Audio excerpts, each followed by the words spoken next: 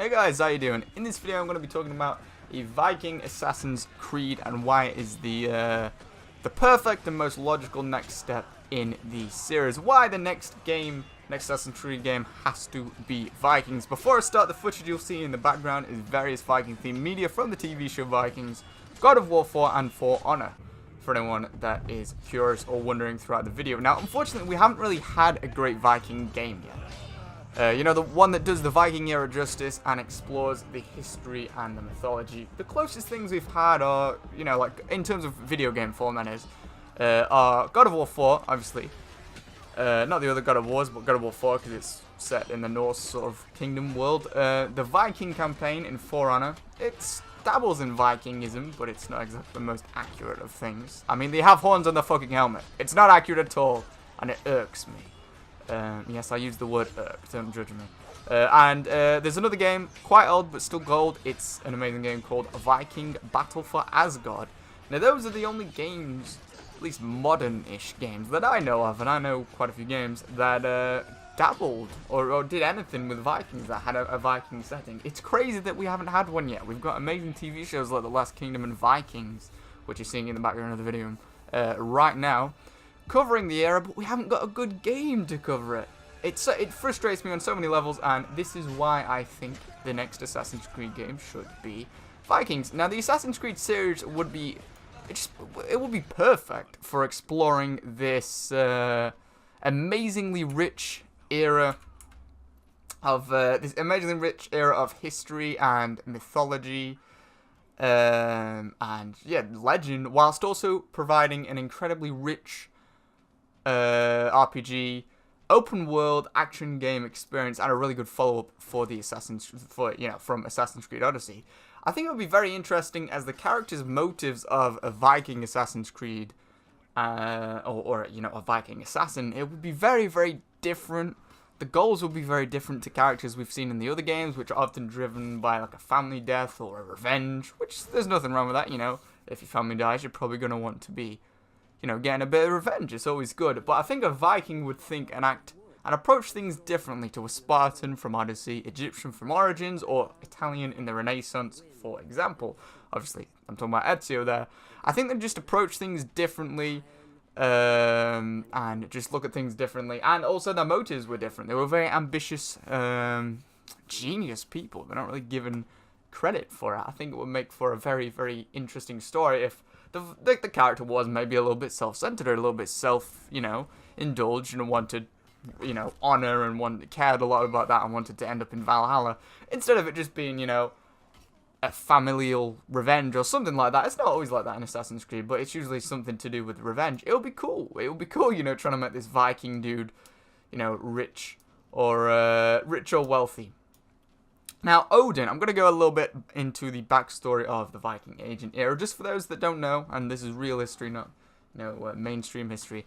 Odin, who was the leader of the Viking gods and sort of the head of the Viking gods, you'll know who he is if you've seen the Marvel films.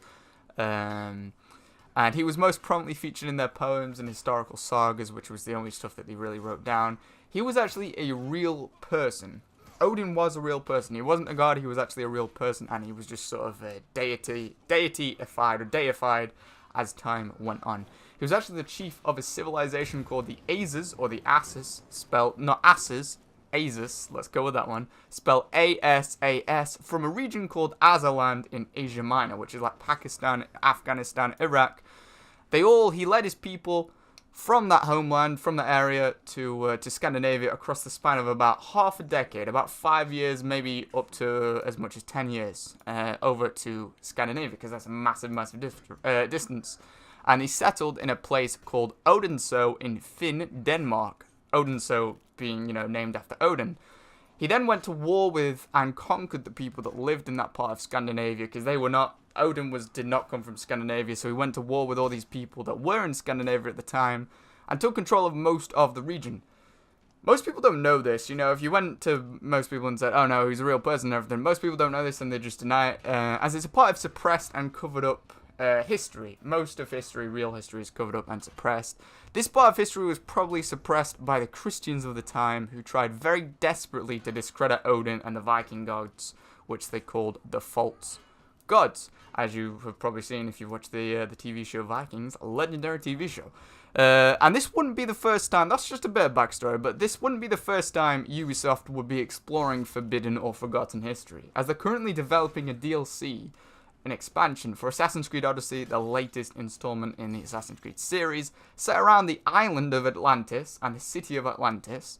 Some of you may already know, I've spoken to some of you, my recurring viewers, about this, but Atlantis was recently found to have actually existed off of the coast of Western Africa, where the Western Sahara Desert is now. And this was another thing suppressed and kept out of history books and text, despite being known about since 360 BCE, many years ago. That's like 2,300 years ago. So it's really great that Ubisoft is sort of opening up to this real history, not just mainstream history that you'd find in, those dodgy school textbooks that really are just there to brainwash people. It's really great that Ubisoft are opening up to real history and featuring Atlantis in Assassin's Creed Odyssey, and it really would suggest that they would be open to covering things like the thing I just mentioned about Odin, the real history of the Vikings in that way as well. And the reason I think it would be good if they cover the real history, it would just be something that not many people know about, so it would be so fresh. It would be fresh anyway, because like I said, we don't really have any Viking games, but it would just be so fresh, and it would be such a crazy take on it. And, the previous Assassin's Creed games have been, the last two really, have been really great for that, dabbling into things, or delving into things that people didn't know about. A lot of, ancient Egypt and ancient Greek mythology and stuff. Now, Odin was actually rumored to be very skilled. Well, not rumored. It was confirmed in some mythology, not necessarily real life. He was confirmed to be very skilled with witchcraft and magic. This could be shown via the pieces of Eden that are featured in the Assassin's Creed games very heavily. The Assassin's Creed games are pretty much centrally focused on this. And the pieces of Eden are very powerful weapons and objects and devices from an ancient lost civilization called the Isu, or the first civilization. Now, this is game legend, obviously, or lore. Now, in Assassin's Creed Odyssey, Leonidas' spear is actually one of these devices. For anyone that hasn't played Odyssey, yeah, his spear that he uses and wields, that's one of these devices. It's a piece of Eden. Now, they could incorporate this into the Viking Assassin's Creed. Odin could use these devices in the game, and that could sort of be where the rumor of his magic came from, being able to use these devices. He could be a descendant of the first civilization, like they've incorporated into all of the other Assassin's Creed games, and sort of pass them down to his descendants, like Leonidas did with his spear. Also, Odin had a staff that he very famously carried in Viking mythology. I don't know about the real dude, but he had a staff with runes on it and stuff. Again, you would have seen this if you've seen the show, or know anything about Vikings. This could also be sort of interpreted as one of the pieces of Eden in the game as well. There's a lot of potential, from the already established lore. It would just fit like perfect pieces of a puzzle. It would fit together so perfectly so far, and more. I'll go into it more later on in the video. I think this would also be a great as the introduction to the game, taking up a few sequences at the beginning of the game. A sequence is about 6 to 10 missions in Assassin's Creed, games. A sequence literally is just a collection of missions where you maybe play as Odin, where he leads his people to, traveling to Scandinavia and conquering the people that live there. He conquered a lot of the people around Sweden, and maybe fleeing his homeland in Azeland, which I've just mentioned before, during which he could fight like a losing war with another king from that area, which is one of the common theories as to why he and his people left in favor of Scandinavia in real life.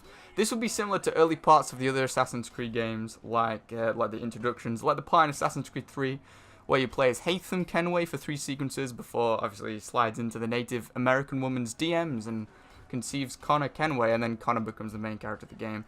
Or the part in Assassin's Creed Rogue where Shay Patrick Cormac is one of the assassins. You start as the assassins, or one of the assassins in Rogue, and then for 2 sequences, or about 2 sequences, and then obviously shit hits the fan, and he no longer is part of the assassins. He becomes a Templar. Or the part in Odyssey where you play as King Leonidas leading the 300 Spartans against the Persian invaders, or the part at the start of Assassin's Creed Unity, where you play as a Templar in, I think, the 15th century or maybe the 13th century, and you fight off the assassins and some of the real men and stuff at the start of Unity. So it's not spoiled. That's at the very start. All these things are at the very start.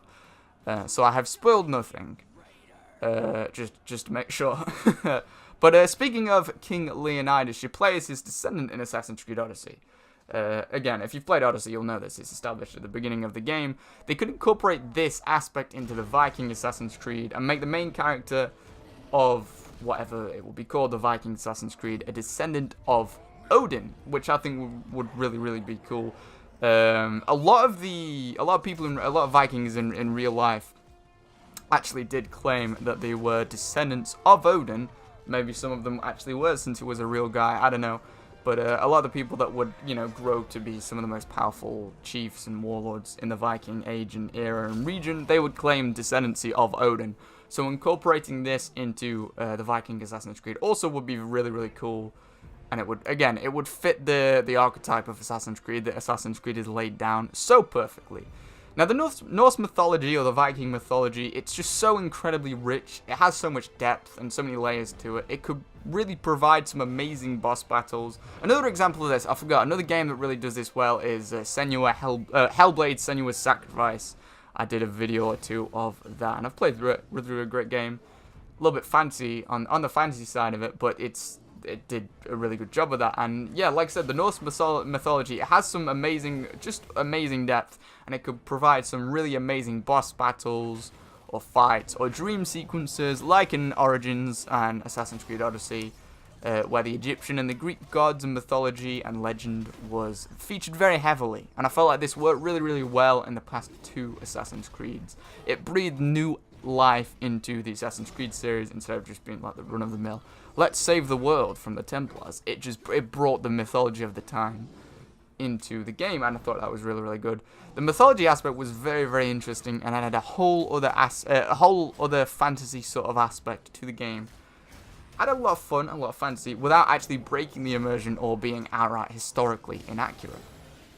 I know, because a lot of the people back then believed these, in the mythology and in the gods and stuff, and who's to say that it was just mythology and stuff? Maybe it was.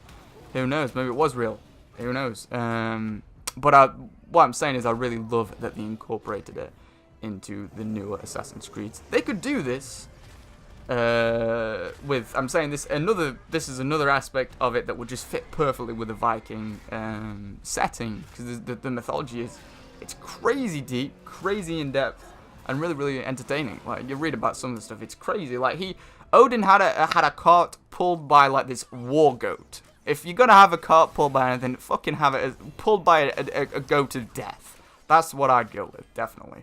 But all jokes aside, of course, goats are really cool, and the mythology is just really cool. And the Viking mythology also features giants very heavily. Fucking giants. Do I need to say any more than that?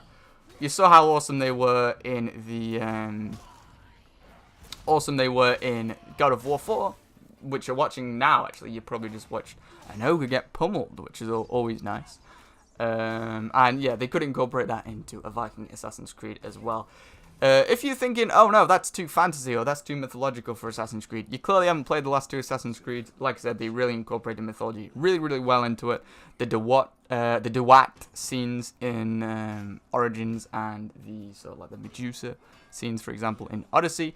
They could also incorporate some survival aspects into the game, such as building a campfire to survive the cold, kind of like we've seen in Red Dead Redemption, just a little bit more, or Red Dead Redemption 2, just a little bit more sort of intense, harder to survive, like having a campfire to survive the cold, hunting for pelts to construct thick, warm clothing that allows you to survive in cold environments for longer, maybe, or being hunted down by packs of wolves or bears. It's a weird thing, I know it is, it's a bit of a niche, but I've always wanted the feeling of being hunted down by wolves or bears, or, I don't know, yeah, wolves or bears, they're the best ones, in a game.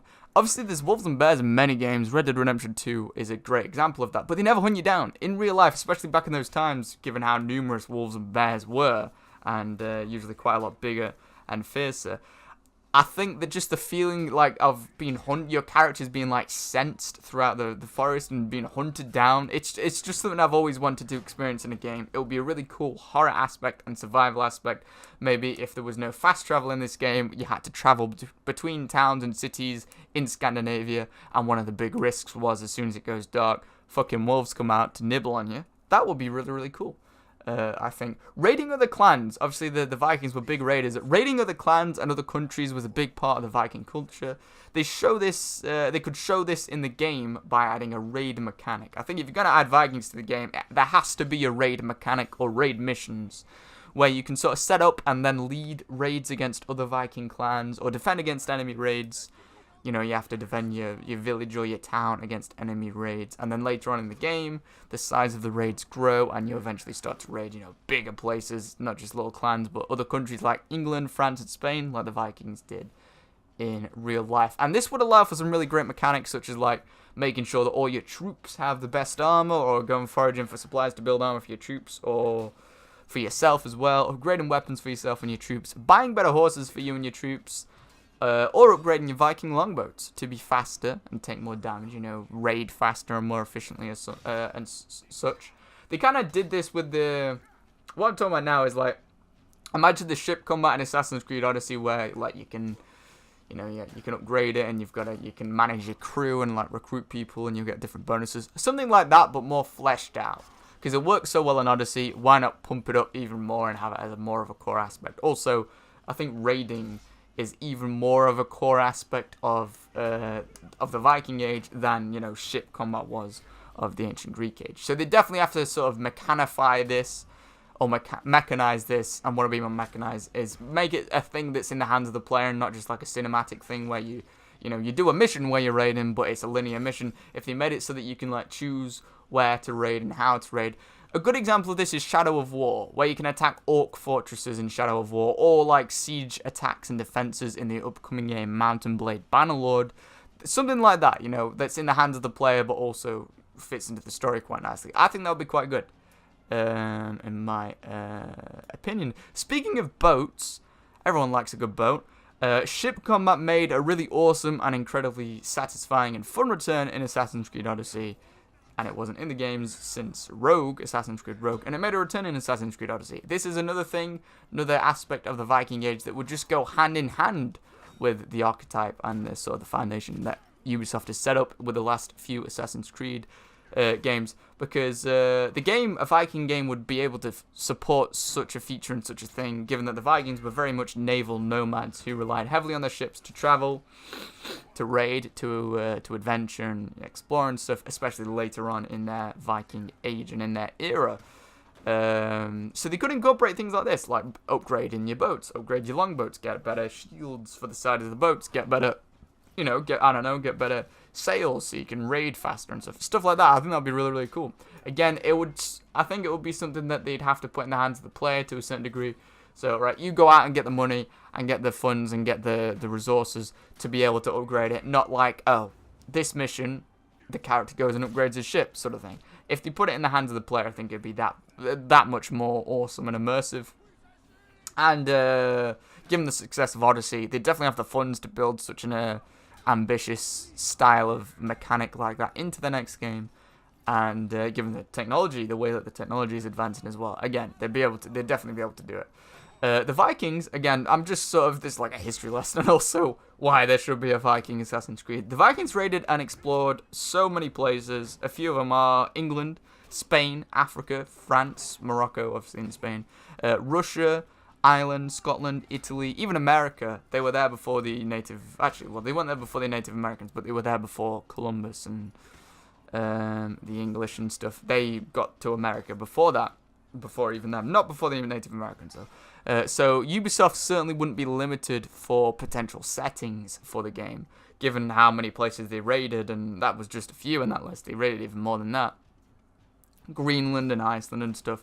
So Ubisoft wouldn't be limited for where they can set it. It's, you know, like where the first first 3 games were all set. Well, no, yeah, kind of the first 3 games, the Ezio games, I mean, were all set in the sort of the same region, kind of. They wouldn't be limited like that. They could set it anywhere. Part of the game could be set in Spain, part in France, part in Russia, and I think that would be really, really cool. A very compelling game to carry on playing and exploring the different regions. Like I said, you could even have all those locations in the game in different missions and different sequences, maybe even playing as different characters. You don't just have to play as one character necessarily. But given that the Vikings traveled to so many different places, pretty much every year they'd wait for the ice to clear, in the winter. When it became spring, they would be traveling again, and a lot of the time, especially later on in their age, they'd vary it. They wouldn't just go to one or the other. They went to England loads, but they went to other places too.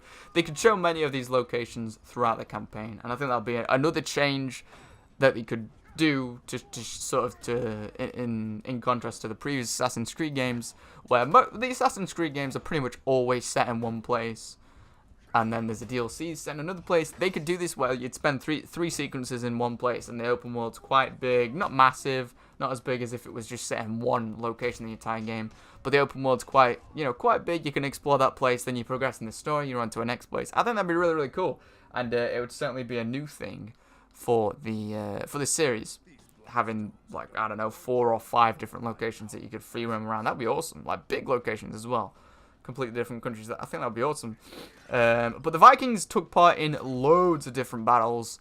A few of the most prominent ones are like the Battle for York against the English, or Ethelwich they called it back then. The Siege of Paris against the French. You've seen this if you've watched Vikings. You've seen the Battle of York if you've watched also Vikings, actually, and The Last Kingdom. And of course the Battle of Stamford Bridge. This is one of my favourites, and I think any proper Viking fan is a big fan of Stamford Bridge. Against the English, this was actually the final ever Viking raid. After the Battle of Stamford Bridge, the Vikings just stopped raiding, because during this battle the Vikings were overwhelmed. They were surprised by the English. They were very badly defeated, and they retreated to the longboats after sustaining very heavy losses. To help his sort of brethren, his kinsmen, escape across a bridge, a single Viking blocked the bridge that the remnants of the entire Viking army were retreating across. They'd retreated across it. The Vikings stood there on the bridge and literally stopped the entire English army in its tracks, all on his own. He managed to kill at least 40 English soldiers, or Saxon soldiers, before he was killed. That's a 1v40. That's very good KD ratio right there. And I think this will really be an awesome potential end to the character of this game, holding back the English army as long as you can on your own. That would just be awesome. Like, play this entire game and, like, you are the character that held them off then. I think that'd be really, really cool. And another awesome way of sort of incorporating the game into real history. But the Viking Age also saw a religious war take place, kind of like a standoff between Christianity and the Viking religion. This will be a very interesting element to explore in the game, along with the eventual Christianization of pretty much all of the Vikings and the Viking regions and areas. Many Vikings, especially towards the end of their age, even worshipped like the Christian god and the Norse gods at the same time, simultaneously. For example, during the Siege of Paris, the real-life Ragnar Lothbrok, the main character of the Vikings TV show, actually prayed this is in real life. He actually prayed and sacrificed to both, like the Christian god and the Norse gods after a plague affected and afflicted his men. This would be a very interesting element and dynamic to explore, or theme rather, to explore in the game, like this sort of secondary war, not between men or armies, but between religions. It was very interestingly explored in the Vikings TV show, and a good example of this is The Witcher. The Witcher went in the Witcher games. They sort of went where no other games went in terms of like exploring racism.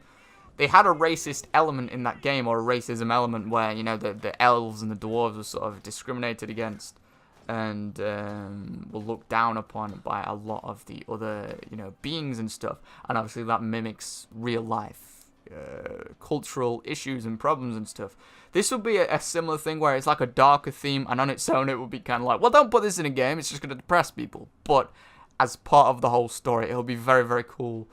It'd be a very, very cool element to explore. A lot of people were crucified. For following the Viking gods, and a lot of people were, the Viking equivalent of crucified for following the Christian god.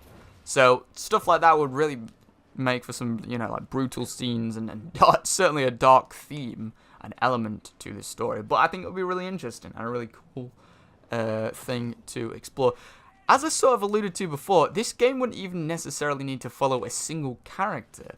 I had an idea before that it could follow a family of Vikings across like a few hundred years, maybe even more. this would allow the developers to cover more battles and you know, more locations from the Viking history. This would be a big change. I haven't really seen this in an RPG before, but the Vikings were very much, you know, very family oriented, and you know, passed a lot down to their sons and stuff. The Vikings actually would, if they didn't like their sons or daughters enough, they liked someone else's sons or daughters, they would adopt the other person's son and daughter if they were willing, and pass everything down to them if they didn't like their own children enough, or they disappointed them enough. Just a, you know, a cool little side note there. But yeah, this is something we haven't really seen in a game before. It would be a very ambitious undertaking, but what if it followed sort of like a sort of a bloodline of like one character and then his great-great-grandson and then his great-great-granddaughter and then his great-great-grandson, and because the Vikings really, none of the Viking Age was not interesting. There was a lot of interesting things in the Viking Age, so this will be a good way of showing much like the Siege of Paris, the Battle for Ethelwich, you know, the first time the English were attacked by the Vikings, you know, when they attacked Italy, the Vikings, they literally went everywhere. They went so many places and fought in so many battles, and this would be a good way to show all of this without actually breaking the historical accuracy and, you know, putting all of those battles into like one character's life or whatever, because then it wouldn't be historically accurate or very immersive. This would be an ambitious thing though, having like 4 playable characters that you know, you play one, then play the other, then play the other, then play the other. It would be an ambitious thing because the challenge would be making each character compelling enough to have 4 characters in the game. They've done it before with Evie and Jacob in Syndicate, and I think they pulled that off quite well. And they've certainly alluded to it. There's always been that family legacy, heritage sort of theme where it's like, you know, like I said before, Leonidas, you know, handing down the spear to his his children and it being passed down and stuff in Odyssey. And obviously Hatham being Edward's son, and Connor being Hatham's son, and all of the assassins, or most of the assassins, actually being, you know, descended from Adam, I believe it was, or Adam and Eve, and all sharing that heritage of having eagle vision and stuff. It's something they've certainly alluded to. It's certainly an element that's already in the games, but this would be a very sort of literal aspect of them putting it in. And it'd be really, really cool playing as different relatives, and like they have similar voice actors that have similar accents, and the faces look kind of similar, but they all have slightly different perspectives, and they all rate different areas and stuff. And maybe I mean, Odyssey has multiple endings, you know. This is something that we've seen in The Witcher, Assassin's Creed Odyssey now, Mass Effect. What if they did it so that you had sort of like control over where the plot goes? So you play as the first character, make some decisions as him. That changes what happens for the second character, and then the third character, she has to respond to the second character's choices. And then, so also like Detroit Become Human, where the story evolves around your choices. I think not only would that be it needs to make another appearance in the next Assassin's Creed game, but imagine if there was four characters that each make these decisions whilst you're playing as them, and it just sort of evolves from there. I think that would be amazing. It certainly would be probably a big, very much ambitious undertaking, but I mean, I think it's like the make or break point now for Assassin's Creed, because Assassin's Creed certainly struggled for a few years. I think the main problem was that they went too modern, and also they rushed the release of Unity, so they had a lot of bugs. I actually love Unity. I thought the combat was the best combat out of all of the Assassin's Creed games, but they rushed it, and then they had to launch it with the Xbox One and the PS4 when they launched, and neither of those consoles were very easy to sort of develop a game for at first. So it would certainly be, ambitious, but like I said, I think it is a make or break time for Assassin's Creed, because it's gone through a proper dry spell the last sort of 5-6 years. Before that, it was like on top, wasn't it, with the Ezio games? They were so popular, and now with Odyssey, Origins, but Odyssey to a much bigger extent, they've brought it back, and it's like the big hit game again, and it deserves it because it really is fucking amazing. Now is the time, like, if it does well on this next one and gets even better and carries that momentum from Odyssey and Origins into an even bigger and better, more ambitious undertaking of a game, then it's sort of back in sort of like the king of the RPG, or one of the kings of the RPG sort of genre. If it fails, though, Odyssey is just going to be seen as a good bump in the road, and people are going to lose, hope and faith in the Assassin's Creed saga and series again. So I think it is important for the next game to be very, very good, and who doesn't love Vikings? Anyway, what do you guys think? If you'd like the next Assassin's Creed game to be set during the Viking Age, make sure to share and like this video. Not just because it helps me out, it does, but the more views that this video gets, the more likely that Ubisoft will see this video. They really do watch videos like this. These videos like this are perfect sort of player feedback, because they'll see the comments, they'll see people, you know, giving their opinion in the comments. So be sure to share your opinion in the comments. They have people that they hire people that go around videos like this and just do a lot of market research. So the more views that this gets, and if it goes viral, or if it, you know, goes big, the more likely that Ubisoft will see this video, and the more likely that we'll get a Viking Assassin's Creed. I think we as fans, whether you're a minor fan or a major fan, you've been playing from Assassin's Creed 1 like I have, we really have a responsibility as Assassin's Creed fans to make sure that the series goes in the right direction. It's not just in the hands of the developers. And I, for one, don't want the next Assassin's Creed game to be set in more modern times, such as World War I or World War II.